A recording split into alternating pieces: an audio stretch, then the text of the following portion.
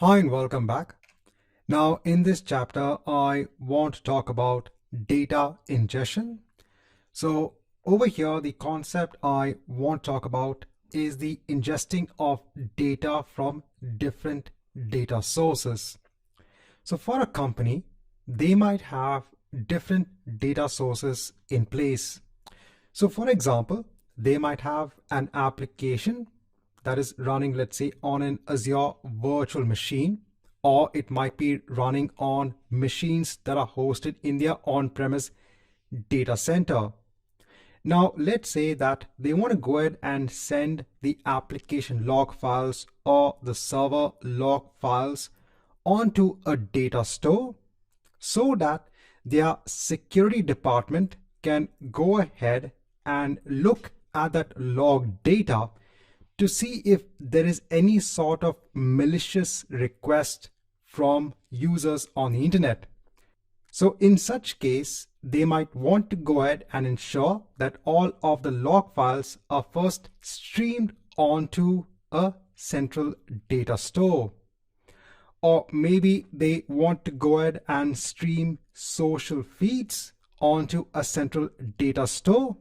And let's say they want to go ahead and stream the telemetry that is being sent from these IoT-enabled devices based on user consent, again onto a central data store.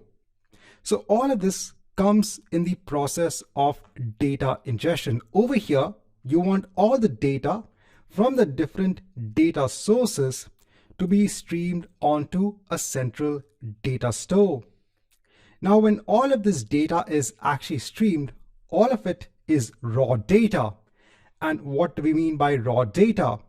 Well, all of the data will be in different formats. So you can't expect that the format of the application log files will be same as the format of the data that is being sent from the social feeds. For example, let's say the application log files are in simple text-based format. Let's say if you have data from the IoT enabled devices, which is, let's say, in JSON format. So all of these are in different formats, and you need to have a data store which has the ability to store data in these different formats. Now, another concept when it comes to the raw data. So let's say that your security department needs to go ahead and look at the application log files. Now, if we look at the log files itself, right, there's a lot of data. Over there, you can't actually make out if there is any sort of malicious request from the internet. So there needs to be some sort of filtering that needs to be done on the data that is contained in these application log files. And once you're actually done with the data ingestion process, so you have all of the data in your data store. This is normally also termed as a data lake data store.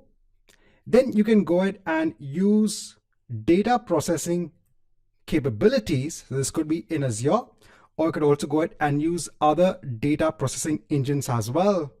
So you could go ahead and use, let's say, Azure Functions or Azure Databricks or Azure Data Factory to go ahead and process the data.